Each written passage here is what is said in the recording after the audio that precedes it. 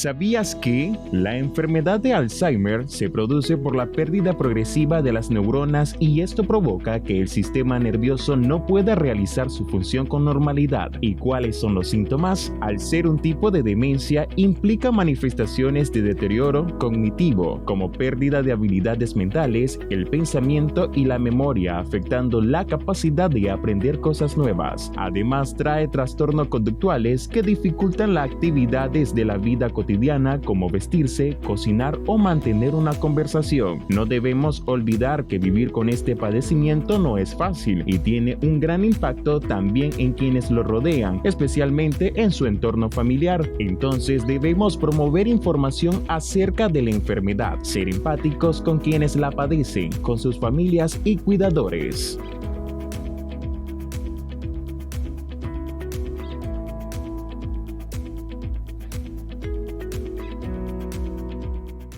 Buenas tardes, mi nombre es la doctora Cintia Cabrera, soy médico psiquiatra del Hospital Docente de Atención Psicosocial José Dolores Fletes, ubicada en el área de la consulta externa. El Alzheimer es una enfermedad neurodegenerativa primaria que aparece a partir de los 65 años y está ligada a lo que es una disminución de la producción de acetilcolina a nivel del cerebro, principalmente en lo que es el área temporal, a nivel prefrontal, a nivel del hipocampo, a nivel del cíngulo y a nivel de la corteza parietal. El Alzheimer, normalmente nosotros los seres humanos en el proceso de envejecimiento normal tenemos un proceso de atrofia normal en el cerebro, ¿verdad? Donde podemos tener olvidos, por ejemplo, que son frecuentes y no son nada preocupantes. Por ejemplo, puede ser que se nos olviden las llaves, haber cerrado una puerta o cosas similares. Sin embargo, cuando ya estamos hablando de un proceso de demencia, ya estamos hablando que esto es más un deterioro cognitivo que ya cursa entre lo que es leve a moderado, ¿verdad? El deterioro cognitivo leve son olvidos pequeños, son olvidos que no afectan en general, ¿verdad? Lo que es las funciones ejecutivas, lo que son la relación familiar, el comportamiento, etcétera, sino que son olvidos que se pueden presentar sin mayor, ¿verdad?, consecuencias. Pero cuando ya existe un proceso de Alzheimer, es un proceso muchísimo más deteriorante y que termina al tiempo y a los años siendo incapacitante. Aquí contamos con la atención psiquiátrica y psicológica, ¿verdad? De que realizamos test mini-mental, por ejemplo, realizamos test de resonancia en los hospitales de mayor resolución, como el Enin Fonseca, por ejemplo, el Bell-Spy, resonancias magnéticas, tomografías axiales, psicología también realiza test neuropsicológicos, pero el diagnóstico final únicamente se puede realizar post-mortem ya a la hora de realizar lo que es la histopatología del cerebro. Dentro de ellos encontramos el antecedente de lo que es la presencia de un familiar en primer grado que haya presentado una enfermedad similar, ¿verdad? Por ejemplo, los pacientes con Alzheimer tienen 40% más de posibilidades de tener Alzheimer, un familiar, que los de la población en general. Algunos factores, como los factores metabólicos, por ejemplo, la resistencia a la insulina, lo que es la hiperinsulinemia, lo que es el consumo excesivo de las grasas, lo que es el alcoholismo, las alteraciones que afectan nuestra arquitectura cerebral como la hipertensión arterial, por ejemplo, y algunos factores que se ha visto que tienen relación como es el consumo de gluten, por ejemplo, de que en algunas personas al disminuir ese consumo, por ejemplo, puede producirse lo que es una mejora de ciertas sintomatologías, que son dentro de las teorías que aún continúan en estudio. Hay mayor posibilidad, si usted tiene un antecedente de una persona de su primer grado de consanguinidad, de que usted presente esta enfermedad, principalmente en el sexo femenino. Generalmente aparece entre la etapa primaria, ¿verdad? O puede ser en lo que es en los primeros 60 años o ya una etapa más avanzada, ¿verdad? Ya de los 60 años hacia adelante, en lo que son los adultos que llamamos ya de la cuarta edad, de los 80 años, ¿verdad? pero hay algunos casos en los cuales pueden aparecer personas que son solo un 4%, pero sí existen personas menores de 60 años, por ejemplo, personas de 40 años. Normalmente pasa desapercibido al inicio. Al inicio pasa bastante desapercibido porque es una etapa inicial leve, donde solamente, como le digo, hay ciertos olvidos que se consideran como parte del estrés, de la distracción, de la rutina, y sin embargo también se puede asociar con ciertas manifestaciones como la ansiedad, como los cambios de ánimo, que lo podemos también relacionar con este tipo de factores. Luego existe ya una etapa moderada donde ya hay alteraciones de lo que es la marcha, alteraciones de la atención, de la concentración, de la memoria, pero mucho más marcadas, donde nosotros olvidamos, por ejemplo, rostros familiares, fechas, personas conocidas de años, hasta nuestro propio núcleo familiar. Y también tenemos enlentecimiento de lo que es nuestro andar o de nuestra bipedestación, y también tenemos falta de energía. Esa es la etapa moderada. Y la etapa más severa, ¿verdad?, es donde ya hay un deterioro bastante marcado en la persona, en el cual ya la persona adopta muchas veces la posición acostada, lo cual lo predispone a neumonía, muchísimo más porque se trata de adultos mayores, ¿verdad? Y olvidan hasta el propio hecho de masticar, de tragar o hasta respirar, ¿verdad? Y aquí la persona no reconoce a nadie y depende total y completamente de un cuidador. Los síntomas que le mencionaba al inicio, la alteración de lo que es la memoria, pero leve, ¿verdad? La alteración de la memoria leve, una disminución de la energía, pero no marcada, y también lo que es la marcha, ¿verdad? Pero son cosas de que son imperceptibles y que podemos muchas veces interpretar como parte de lo que es el envejecimiento. Aproximadamente, ¿verdad?, la mayoría de las personas tienen una supervivencia de 7 años. Hay algunas personas, ¿verdad?, que con su tratamiento, su diagnóstico, su medicación, la rehabilitación adecuada pueden vivir hasta 14 años y en casos excepcionales, ¿verdad?, hasta 21 años. Existen diferentes tipos de fármacos, ¿verdad?, que podemos utilizar para poder tratar esta enfermedad, como la memantina, el donepezilo, la galantamina, que lo utilizamos para ayudar a que la producción de acetilcolina en el paciente no se detenga. Existen ovillos neurofibrilares que entran alrededor y dentro de las neuronas, que pueden producir un proceso de inflamación, ¿verdad?, y falta de comunicación neuronal, y es eso lo que logramos reducir al administrar los fármacos. Recuerde que muchos de nuestros pacientes tienen comorbilidades médicas, son pacientes de la tercera, cuarta edad. Entonces tenemos que hacer un riesgo-beneficio, ¿verdad? Como todo en la vida tenemos que medir. Si existe alguna alteración en el cual hay alguna afectación cardíaca y el fármaco que le estamos administrando en ese momento ya no está, ya es una etapa grave, por ejemplo, que no va a haber una reversión o una disminución del deterioro de los síntomas o de la progresión, sería lo correcto, ¿verdad?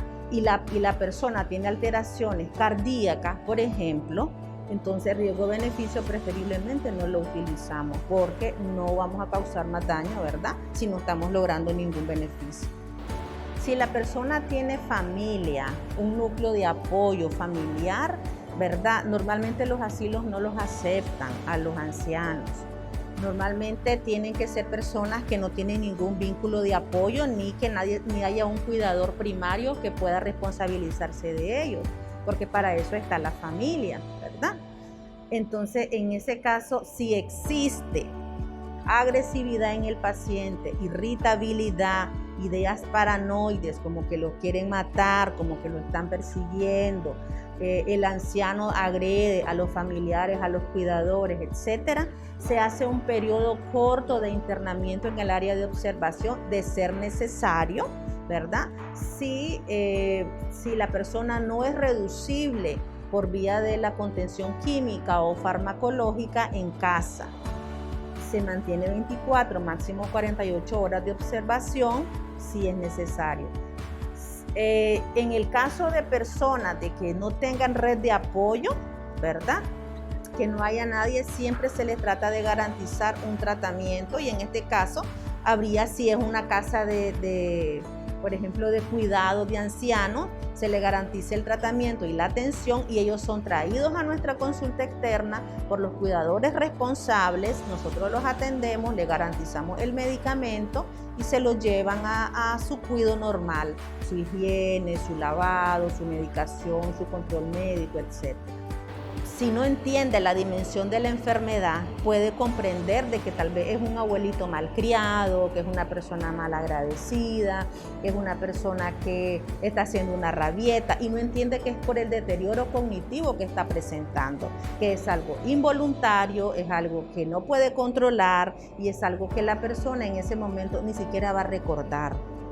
Entonces, la educación al familiar es muy importante, porque el familiar tiene que estar enterado de lo que está pasando para saber cómo ayudarle a esa persona a mantener el mayor número de habilidades posibles. Porque en cuanto nosotros hagamos a la persona más independiente, más autónoma, es una manera que le ayuda a la persona de poder tener una vida controlada, donde él pueda hacer aseo personal, higiene, vestirse, baño, por ejemplo. No hagamos esas cosas por ellos en las etapas leves y moderadas cuando ellos lo pueden hacer, porque lo que hacemos es más bien crear mayor incapacidad, y vamos a darnos cuenta que hay un momento en el cual el paciente ya no lo puede hacer. Entonces, eso es una manera de que le ayude al familiar a descansar, a reorganizarse, porque el cuidado de otra persona es demandante, y muchas veces los familiares no informados pueden caer en cuadros depresivos o de sobrecarga del cuidador. Entonces también eso es importante, les da una oportunidad de mantener la independencia del paciente y de ellos de descansar de alguna manera y mantener las habilidades lo más posible de independencia.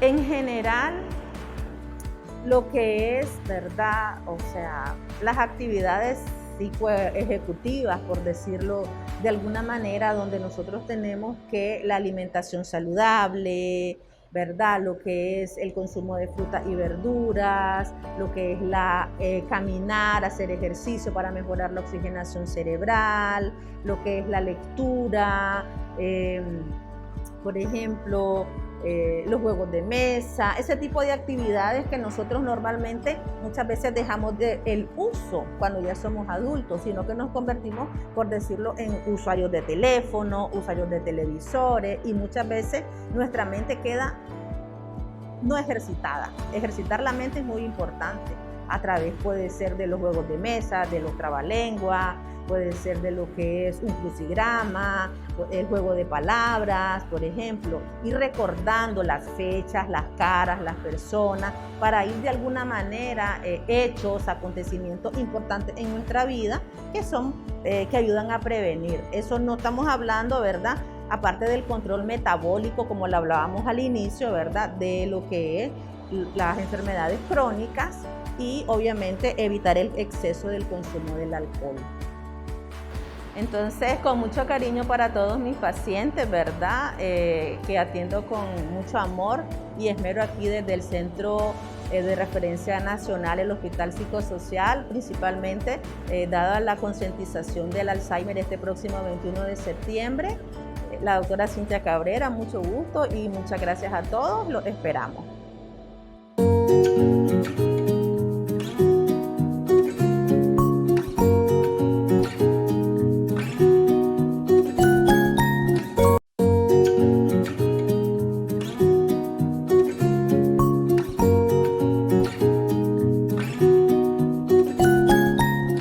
¿Sabías que?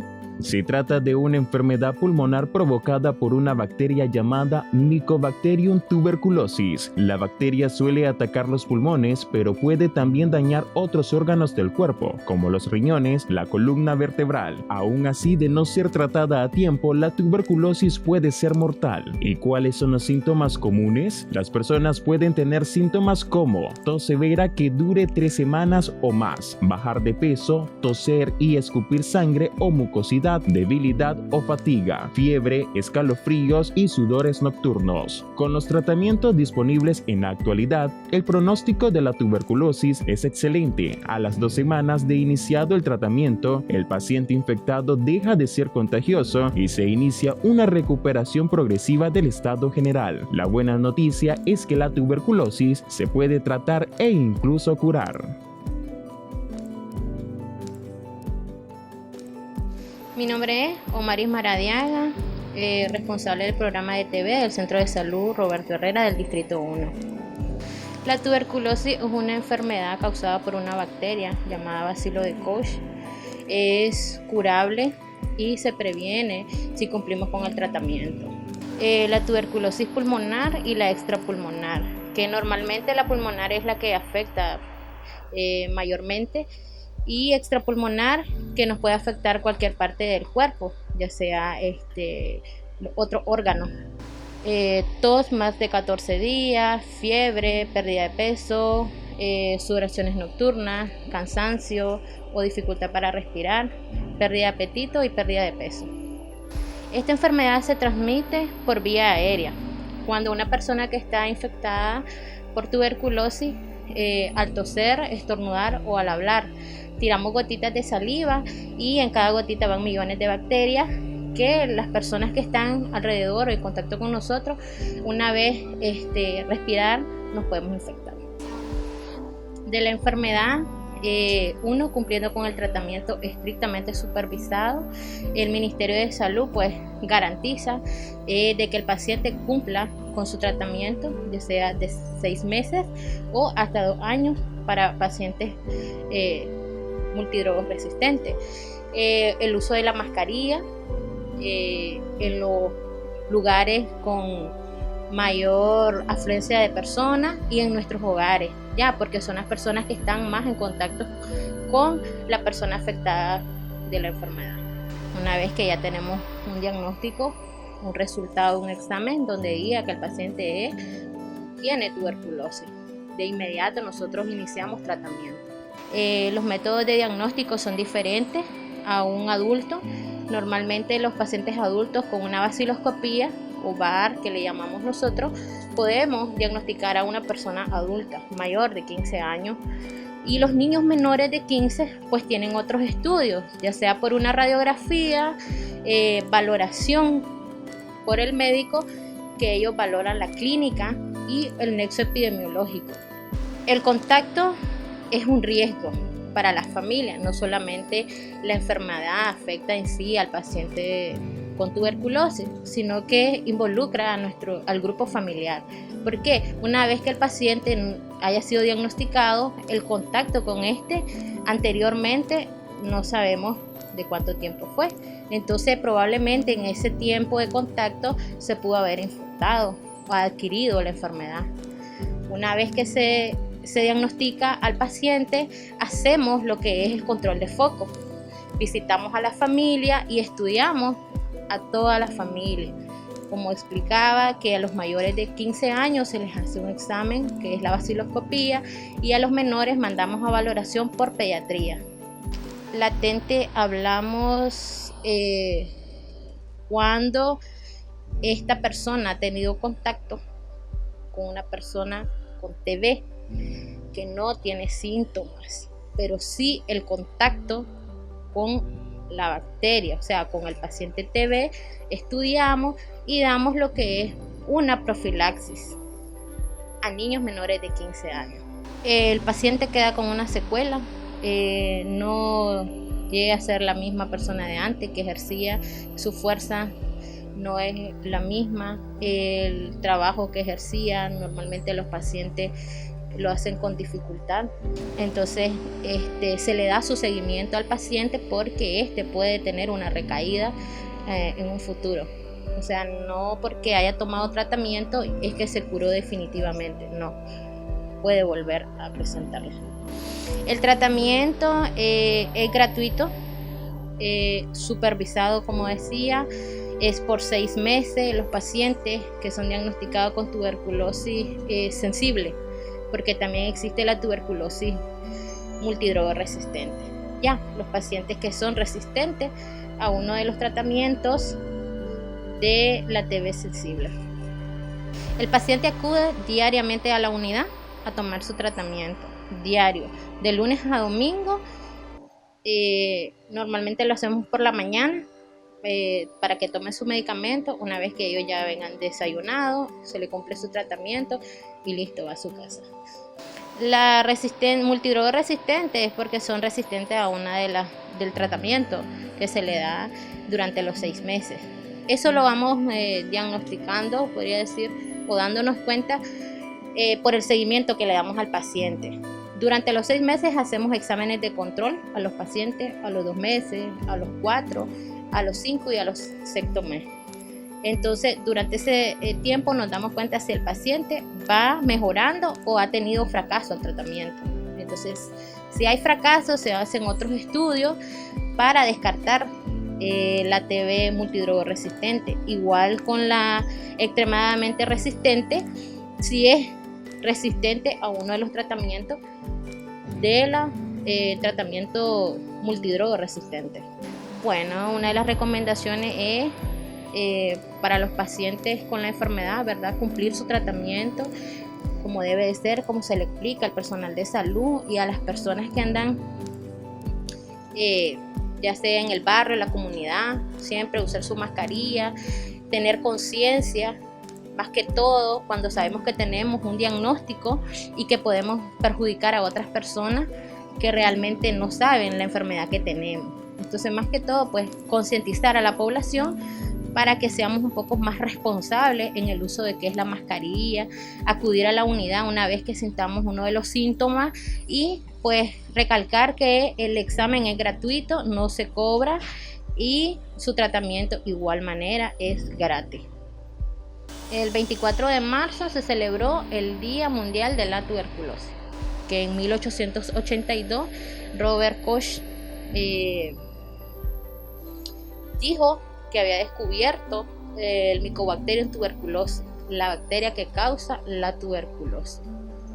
Y pues hasta el momento hemos venido haciendo un trabajo muy bueno para poder dar fin a la tuberculosis, siempre y cuando pues tengamos apoyo de la comunidad más que todo y pues del personal, brindar siempre las recomendaciones necesarias para dar fin a la tuberculosis. Muchas gracias.